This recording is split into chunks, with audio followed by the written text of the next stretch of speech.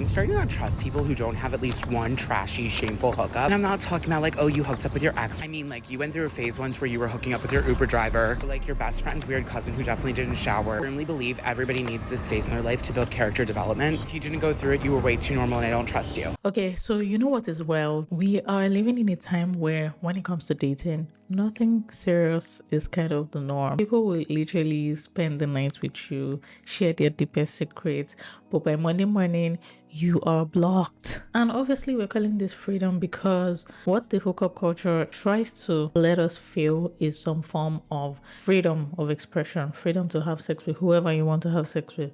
But there's definitely an element of detachment that is coming with this. And hookup culture is essentially messing with our heads. Hi, my name is Susan. If you're new here, welcome. If you're not new here, how's it going? I hope you're gonna have a good time here with me on the channel because this topic is hot. Anyway, hookup culture is nothing new, right? We like to think that it is this modern invention, it is this new thing that just started, from the millennial generation.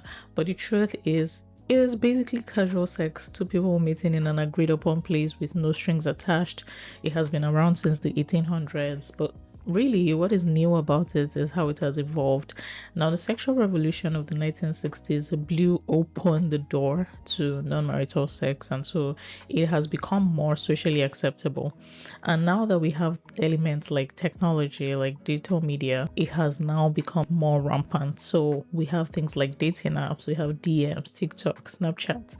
So basically, finding someone for the night is way easier than it used to be. But the thing that a lot of people do not want to admit is how hookup culture is exhausting, it's confusing, and a lot of people are quietly burning out. I want to talk about all of the reasons why, hookup culture is a problem in our day. All of the things that a lot of people don't realize, but what it is causing in the lives of many people. One of those things is the lies that hookup culture sells. The idea of having endless options. Yes, there are 8 billion people in the world. Yes, if it doesn't work out with this person, it will work out with another person. Quite all right. But when we have hookup culture, especially through the dating apps, there's always that mindset that there is always someone better. Just one swipe away. So you could be on a really great date where nothing essentially is wrong with this person. This person is a great fit for you. But you're also thinking, what if there's something out there? What if there's something else out there? There's this FOMO. You don't want to miss out on what could potentially be a better fit than this particular person. And look, I'm not saying that this cannot happen even organically, where you meet someone somewhere. There's also a chance that you could like this person and this person could just be okay, but you feel like there's a better match. But I think what the ecosystem of having hookup culture and the dating apps and all of that does is the fact that it doesn't really give you any incentive to commit. Things I wish I knew in my 20s. Hook up with everyone. Everyone! Because as you get older, less and less options are available. It makes it harder to commit because you feel like you can give bare minimum in this conversation because there's a chance of finding someone else. You essentially find that people end up in a loop where they keep doing this, they meet with someone, they feel like they could find someone better, and you find yourself in a situation where you're not really training yourself to ever be able to commit in a relationship. The second one is ghosting. Now, if you have ever been on the other end of ghosting where someone literally cuts you off for no good reason, then you know how hurtful it can be. And now imagine this situation where you have just met with this person. Of course, maybe you guys hooked up or whatever, but they block you the next day. There's no explanation, there's no closure. This easy exit mentality is what I believe the hookup culture also introduces, where people are trained to see other people as disposable. It's sometimes just the space after the hookup, the emptiness, like you said, but also the slightly tight feeling in your chest, and you're looking at their phone, your phone, their WhatsApp, they're online, they're not texting me back, like, oh, why did I? You don't owe anybody any explanation. Like, we both agreed to meet each other here and move on. So even if we shared something maybe a little bit deep yesterday night. I don't owe you an explanation for not calling you to check up on you and find out if you're fine. We both know what we signed up for, so let's move on. It definitely creates a group of people that are scared to be vulnerable. It's like you find yourself wanting to get into a real relationship and you don't want to be hurt, so you protect yourself. You don't share a deep part of you with this other person because you do not want to get hurt. This is another problem that the hookup culture has introduced. The third one I will mention is the situationship space. And this is essentially a situation where people are not defining what a relationship is. They're not defining what they are. Yeah. I wanted to ask you something. What do you want to ask? Something about how bloody paying you are, probably. No. What are we? Like me and you? What are we? What are we? What are we?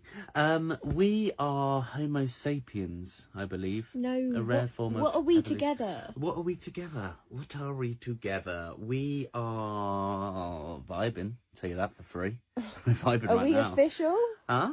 Are we official? I don't know. I'm officially starving. Officially bloody hungry. No, are we So I might get- exclusive? Are we? Oh, excuse you. No, exclusive. Exclusive. I'm tired. What? I might go to sleep. I'm gonna go to sleep. I'm gonna try. Oh. You're not asleep. We see a lot of memes on TikTok and stuff where someone is like, what are we? And everybody's like running away. Like, okay, you're going too deep now. You're doing too much. Why are you asking what are we? Let's just keep things the way they are. Like, how did we get here? How? Now, some people say, I don't want to put pressure on this person by putting labels. But why are you committing yourself sexually to someone and trying to convince yourself that your emotions don't matter and your emotions don't need to get involved even when you know that they absolutely matter and they absolutely are important? It is just insane to me that we are comfortable with this. The truth is, this hurts to a large extent women more, because whether we want to accept it or not, we definitely are more in touch with our emotions. We are more impacted by our emotions.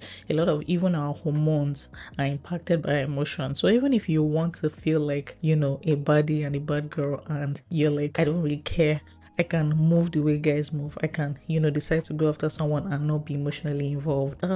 Not really, because your body will probably tell you that something is wrong, because that's just simply the way that we are wired. There are a lot of things that happen to us emotionally that end up impacting us, both mentally, psychologically, even anatomically. Oh, I don't know how to, like, even in our bodies. Yeah, like, this is also a situation where you can't just afford to be like, I don't want to put pressure on this person to put a label, but then keep giving them access to your body. Make them feel comfortable not defining a relationship. It is wild, guys. It is absolutely wild. Last thing I actually want to talk about is, I guess, more vain, and it is basically the ecosystem that hookup culture and dating apps have created, where people are presenting the best version of themselves. Now, two things I want to highlight here: the hookup culture versus the dating apps, and actually the curated image. Let's start from the hookup culture part. I don't have an issue with dating apps, because I think a lot of people actually have good relationships that start from dating apps and actually end up getting married and having good marriages and relationships. The issue is getting connected on apps with the sole purpose of just having sex and moving on to the next person, right? That is where it's a problem. The reason why it's a problem is because of the damage that it is doing to the minds of a lot of people, and the fact that people are trying to fill a void that is eventually not getting filled. It is adding to the problems that they already had before. And I wanted to quickly clarify that, because I needed to point out that the dating apps are not the problem. It is what the dating apps are being used for. Now, the curated part in the branded self that I was trying to highlight with this point is where, for example, on dating apps, people are putting out like their best pictures. I mean, you could call this putting your best foot forward, because even in organic situations, for example, you want to like look a bit put together when you go out there. But the point is, with these dating apps, you have people putting a lot of like picture perfect versions of themselves, right? And you have situations where somebody sees this picture and they're like, okay, you know, I'm interested in this guy, or I'm interested in this girl, and then they go on to click, you know, set up a meeting, and they end up in an agreed upon location to meet. and they don't like what they see. They feel like they've been scammed. They feel like they've been bamboozled. Okay, because what they're saying is absolutely different from what they saw in the picture, right? So like there is that part of it where obviously, because there's vanity as well that people unfortunately are not going to admit, but it's true, where people that fall into those situations would not want to proceed with such meetings because they already had a picture in their minds, and when that picture is not what they see in reality, they don't even want to go the next step. And it still goes back to the fact that a lot of people that are in this culture are not necessarily looking for a relationship. They're looking for some form of validation to see how many people swipe on them. They're looking for quick sex, nothing that really helps or solves a problem or meets a need, probably a need of loneliness or something in the long term. It's all short term. That is the problem as well, which having this over polished and over branded version being projected also brings out. You find out that people are attracted to this branded version of other people, and then when the expectations are not met, they are turned off, and the cycle just continues again. There's also data about how the hookup culture is literally destroying people, right, that we need to talk about. And one of those is a statistics by the American Psychological Association that talks about how nearly 50% of young adults, they say that casual sex has left them feeling regret at least once. There's also a study in the Journal of Sex Research that found that frequent hookups are linked to lower life satisfaction and higher symptoms of depression. There's one study from Pew Research that says that 3 in 10 adults think that dating has gotten harder in the last decade, as a result of ghosting and hookup culture being the top reasons. I think from this data, it is so clear that more sex absolutely does not mean that there's more connection or more fulfillment, right? And it doesn't necessarily mean that this person that is looking for this is fulfilled, even psychologically or mentally. Of course, I know lots of people are probably thinking, why are we tying our esteem and our worth to just sex? Like, the fact that you're having sex with just anybody does not mean that it demeans you or it reduces your worth. But the truth is, when having this meaningless sex, right, is constantly starting to mess with people's minds and how they see themselves and how they show up in the world, we can't reduce that factor that somebody that has had a lot of sex with so many people, it has an impact on them, right, and how they are able to show up for others as well. Have meaningful relationships where they are able to show up well for their partners and have their partners show up well for them as well. Typical example, right, like you've had one-night stands with a couple of people during the year, right, and you've basically not seen this as anything. You've not committed yourself to any of them.